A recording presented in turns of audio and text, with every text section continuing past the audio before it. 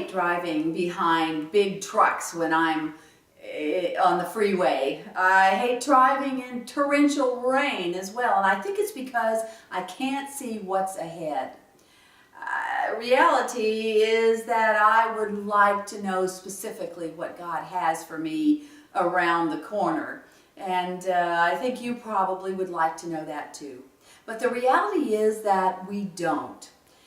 Although in our study of Daniel, we see that we are getting some glimpses, some puzzle pieces, some sense of the big picture. Daniel has been full of puzzle pieces to help us trust in the sovereignty of God. They were given to Daniel and to the Jews because they needed hope in their pagan world just like we do. There are near future prophecies that have already been fulfilled for us, and there are those that are yet future for us. And we want to discern what those are. As we pull out those puzzle pieces, we can add them to other puzzle pieces that we're going to learn about in Scripture as we study other prophetic books. Books like Isaiah and Jeremiah, Ezekiel, Malachi, 1st and 2nd Thessalonians, and certainly the book of Revelation. There are a number of books in Scripture that add to the puzzle pieces.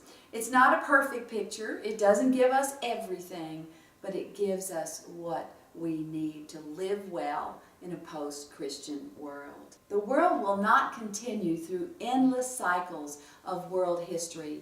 There was a beginning and there will be an end. And Jesus Christ will return in that end. God has beautiful plans for the culmination of the world, and we are going to be a part of it. One day we will see how all of these puzzle pieces fit together. Dr. Mark Hitchcock is an expert in the field of end-time study. He teaches at the seminary where I teach as well, and he has written a significant resource entitled The End, a complete overview of Bible prophecy and the end of days. If you want to learn more, that's an invaluable resource. You also might consider that the next study you do, consider my study in Revelation. That study looks at the beginning of the book of Revelation and the end of the book, and in the middle, Dr. Hitchcock provides an online seminar to add many more puzzle pieces as you learn more about God's big picture, His big plans for world history. I want to give you just a sampling of the work that Dr. Hitchcock has done. On the second coming of Jesus, he has dug into the Scripture and found that of the 333 prophecies concerning Christ, only 109 were fulfilled by His first coming, leaving 224 yet to be fulfilled in His second coming. There are over 300 references to Jesus' return in the 260 chapters of the New Testament, 1 out of every 30 verses. 23 of the 27 New Testament books mention the Lord's coming back, and Jesus refers Himself to His own second coming at least 21 times. There are 1,527 Old Testament passages that refer to the second coming of Christ. And for every time that the Bible mentions the first coming, the second coming is mentioned 8 times.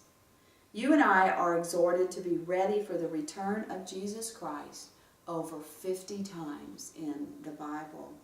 Anybody who doubts the second coming of Christ simply has not read the Bible. Well, I hope studying Daniel has whet your appetite for prophecy, that you'll continue to study this big picture of God.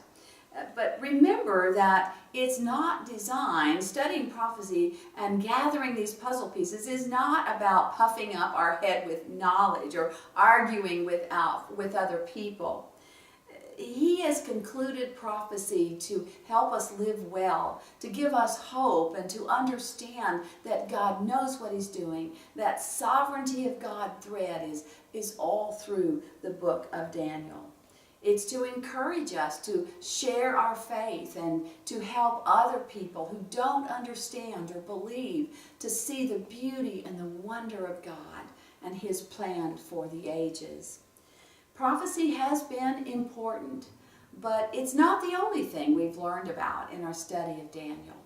What else is it that you're going to remember next year, 5 years from now, 10 years from now, anytime you think back and think about what you've learned in the book of Daniel? Well, I hope that it has equipped you to live with wisdom, to persevere in the times in which we find ourselves. Remember that God knows about your circumstances, that He cares. He promises to walk with you through them.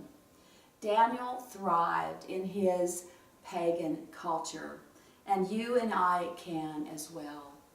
God is asking us to make Him look as good as He is, even in the pagan world in which we find ourselves. To rest in His sovereignty, to trust in Him, and to remember these lessons that Daniel has taught us through these many pages. May God give you the courage to stand strong in your post-Christian world. May He bless you and give you tremendous joy. And may you have influence and give God glory just like Daniel. I can't wait to meet him after studying about him through these lessons. What an incredible, godly man. But I'm also looking forward to meeting you in eternity, if not before, and to hear about how God has used these lessons in Daniel to help you live well in a post-Christian culture.